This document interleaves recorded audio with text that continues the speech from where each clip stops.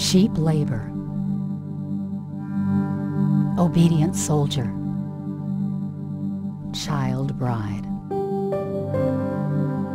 Throughout history, children have been subjected to the worst forms of exploitation and abuse. After World War II, the groundbreaking Universal Declaration of Human Rights declared that children needed special care and protection. As a result, in 1989, the United Nations adopted a revolutionary treaty that gave rights to all children everywhere. It's called the Convention on the Rights of the Child. It is the most ratified treaty in the world. The Convention calls on all of us to help the children of the world. We all have to turn the promises of the Convention into a reality on every part of the globe.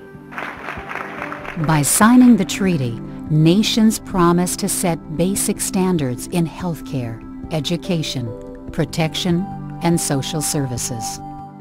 They also grant children the right to play, to express themselves, and to have a say in decisions that affect them. But the Convention has a grander vision.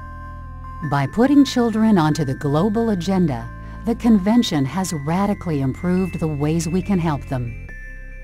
Nepal last year decided to remove its monarchy. Because of the change in government, they're creating a new constitution. That creates an amazing opportunity for UNICEF to change the constitution in a way that's child-friendly, in a way that's child-supportive. And the CRC is the basis on which we do that. The Convention has changed the lives of millions of children. Birth registration, which has been extremely low in a number of countries, at a rate of about 10%, jumping up to 80%. In Romania, particularly after the dramatic change of the regime there was a need for a lot of work to be done on the protection of children, particularly children who had been in orphanages, who had been infected by HIV/AIDS. In Sudan, where we've worked very much with all partners to establish a legal framework for the protection of children. India has just agreed to compulsory free education for all children. The Convention also brought hidden subjects like sexual exploitation and trafficking out into the open and helped protect vulnerable children. There are systems in place for them to be returned to their country of origin, and for the country of origin to trace their families and rehabilitate them with their families and provide them the protection. While many countries have made changes to their laws, too few are following through on their obligations. Those principles are respected in most places, but there are no infrastructure in place to actually comply with the legislation. So we still live in a world where too many children die of preventable causes, are forced to quit school, are left abandoned when their parents succumb to AIDS, are recruited and used by armed groups, or are forced to do dangerous work. In many cases, people don't even recognize that children have rights. The ways in which we can help are all connected. The Convention reminds us that all of these rights are interconnected, and in a way, really what we need to be looking at is the extent to which we have changed the way the world works so that it's delivering on these rights for children. The Convention calls on all of us to build space in which children can grow, learn, and develop. How do we transform it from words on a paper into real change? We must hold governments accountable. Their laws and their policies must fund programs providing health care, education, and other basic services. It is up to families and communities to learn about what rights children have and to support and protect those rights.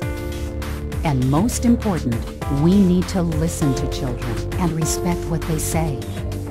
Really seeing the young person as an actor, as a citizen in a society. This requires that we relinquish a little power to actors in society who have previously, historically, not been seen as agents of change. As the global community commemorates the 20th anniversary of the Convention, we recognize that many challenges remain before all rights for all children are achieved. However, we have witnessed the power of the Convention to transform lives. Because of the world's commitment over the past 2 decades, more children today are surviving, more are attending school, more have access to clean water, and more are being protected against deadly diseases.